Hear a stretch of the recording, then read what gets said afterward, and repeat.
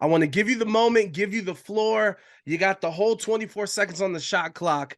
Last month, a lot of people gave you slack about the Aaron Rodgers Jets deal, and my friend, it has finally happened. Anything you want to say to the haters?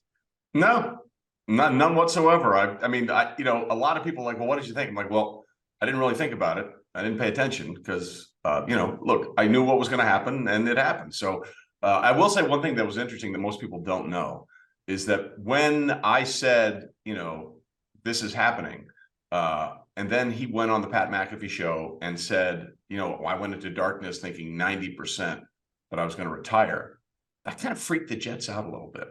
So the deal was in place, and then Aaron said that, and that caused the delay.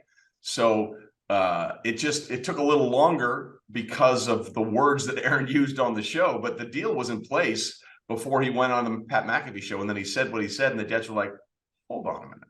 I will say, Trey, like just for the Jets front office, like the whole situation, him doing that, what he was thinking during that, it would freak anybody out. I guess Raiders fan perspective, do you think that the Raiders will regret not making the move to get Aaron?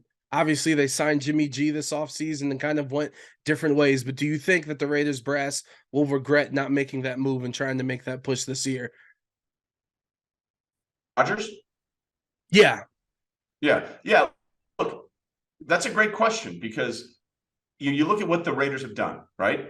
They've essentially, there's a million moves that they've made. I understand that. But essentially, they've traded Derek Carr for Jimmy Garoppolo, and they got rid of Darren Waller and brought in Jacoby Myers, right?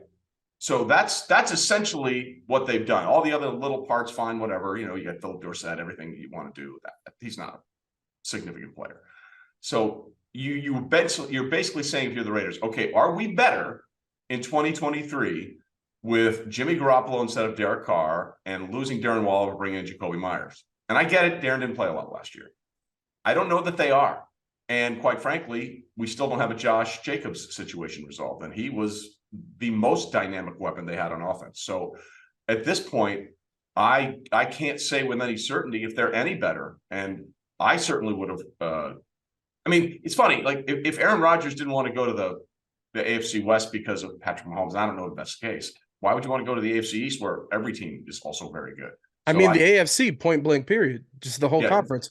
Well, think about that. Look at the difference in the top level quarterbacks. Now, I don't think I've ever seen a wider discrepancy. Mahomes, Burrow, Rodgers, Allen, Herbert, Lawrence, so many guys. Tua, throw him in there. Lamar Jackson is still a member of the Baltimore Ravens, okay?